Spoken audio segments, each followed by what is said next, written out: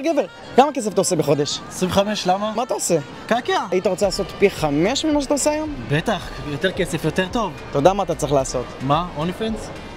גם אפשרות, אבל בגדול אתה צריך לעשות שיווק. יש לי מכונת שיווק, כל שקל שאתה מביא לי, אני מכפיל לך פי 5. רוצה לראות? פי 5. פי 5. איך עושים את זה? תביא כסף, תראה. בוא נראה כמה יש לי בארנק על ה-200. אתה אומר 1,000? בטח.